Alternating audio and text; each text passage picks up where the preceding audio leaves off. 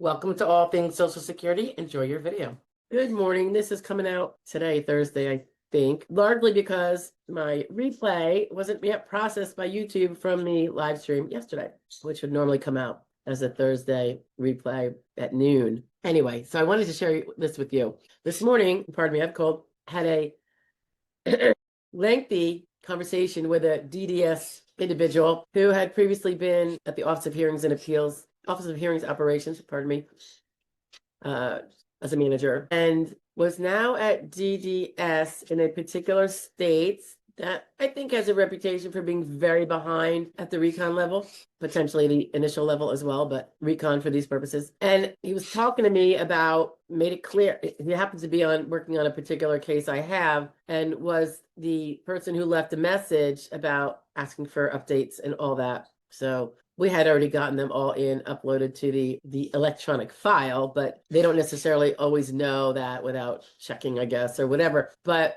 he explained that he's not the adjudicator, and the title that he has is developer. So they are splitting out so adjudicators who actually examine the case and make the decision of what has to go to a medical expert, and then the final decision of yes, all that stuff. Then under the law says disabled or not disabled. They typically are the ones that would be in the past ordering the records and sending you function report and work history report. They would be the ones following up, perhaps leaving you a message about I need more details on this or whatever. And the way they're doing it right now, he described it's like a detail, splitting it out so certain people are doing the development, getting the medical records, ordering the medical records, placing the phone calls, sending out function reports, making sure function reports are back in, work history report, so that later on the adjudicator or the examiner can use all the information and not be jumping from making evaluations to having to, I suppose, do that other task of ordering and all that. And I thought it was interesting. And he did explain also how doing some changes with technology and task, I suppose, delegation at the OHO level made that completely timely now. And now, of course, they have to do it at the recon level because that, all that backlog we've had for a few years with initial and recon, things is being stuck there. And I have another case in this state that is very old and it's annoying. So the idea is now that OHO is fixed, got to get this big clog of massive stuff from recon moving, because OHO barely has any cases, the understanding relatively. So they don't have a lot to do right now because the recons that would be the request for hearing aren't occurring because the recons have not yet been decided. A significant number are going to be denied, just like they were at initial.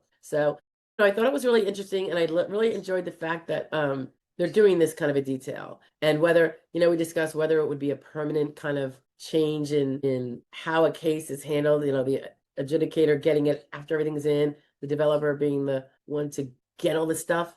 I thought it interesting and I wanted to share it. The other thing we talked about was technology. He did explain, because I said, I would really like it where, when we go into the electronic file and we either pick up downloads, which we can just use our password and the second factor authentication, the number that's texted to us to get in. We have to be texted a one-time special password each and every time. So, and that's a great security measure. Now, that tells us though that, okay, the system, obviously I'm in the system, the SSA system, and all of us registered reps are. So if it can text me a one-time password to get in or passcode, why can't every time someone adds a document of any kind to any of my cases that I am registered in, so whoever's the registered representative, why can't we get a text that just says area alert and the last four of the social? No personally identifying information. Then we could then look at our file, determine which one of our clients has that last four of the social, and pop in and see what's going on. Not when they don't put anything in there, not if they just happen to go in there and look at it themselves, because I think sometimes it will register as last update once you get in there as being that date, and I'll look and I'll be like, I don't see anything recent. So is it just telling me last change is because someone eyeballed the file? That's not my interest. I need to know if there's something in there, because whether it's a request or if they uploaded new medicals and I want to see them because they didn't come from us, to keep my file complete and our path of, advising strong. So I thought that was, well, what I told him what my dream wish was, and he thought that would be very cool also. And he did say, and I knew this was, I'd seen this already, but he explained it a little more. He said that when they do send out requests for, say, certain documents from a claimant, they can overtly, proactively choose to have them get a notification in their SSA account, which is not something that we have access to. That's what each person has. I mean, I have my own SSA account. You all have yours. So that is a start too, to let people know that, sometimes the reason why I knew it was happening prior to some degree was because my clients would be like, I just notification in my SSA account that they said something that needs attention. I was like, oh, cool. Let me just go into the electronic file and I'll find out what it is. And then I could look through everything. But it gives me a reason to look on that day instead of maybe we were going to workshop that 2 weeks from now. So it's helpful. Even more helpful would be if they for those that have attorneys or non-attorney reps that are in the system, let us know so that we can get on it. They could probably delay sending out letters 5 days if they, if we can click that we got it. Then they could save time, paper, ink, stamps, emissions, the delivery, the PO. I don't know. Technology could be used a lot better. I appreciate that it's being used infinitely more than it was a few years ago, but let's do more. Okay. Anyway, pretty cool, huh? And that whole 2-step developer, then the examiner / adjudicator, thought that was pretty great. I did ask if that was universal or just in that state with that. And that's when he described that it was a detail. It was a specific detail that they are doing to get through their backlog.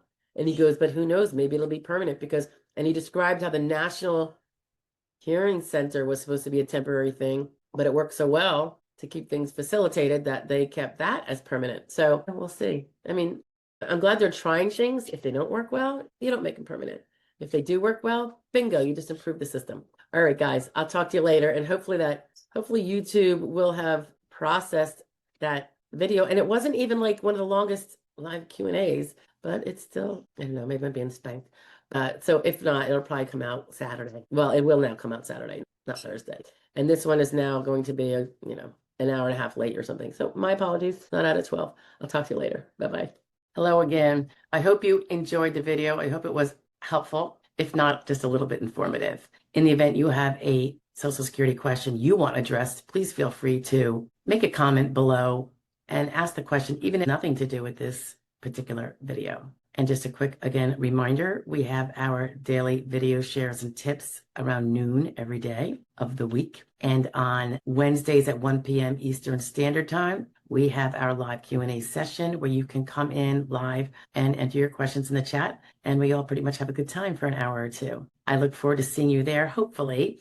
And lastly, don't forget about our benefactor memberships. They're very reasonably priced. The first one is very nominal and you get a few perks, but on a bigger scale, it contributes to us being able to fulfill a mission of assisting certain people with representation that would otherwise not be able to get it. We look forward to continuing to do that. And so far it's working out like the bomb. So thank you for being here. I appreciate it. Bye-bye now.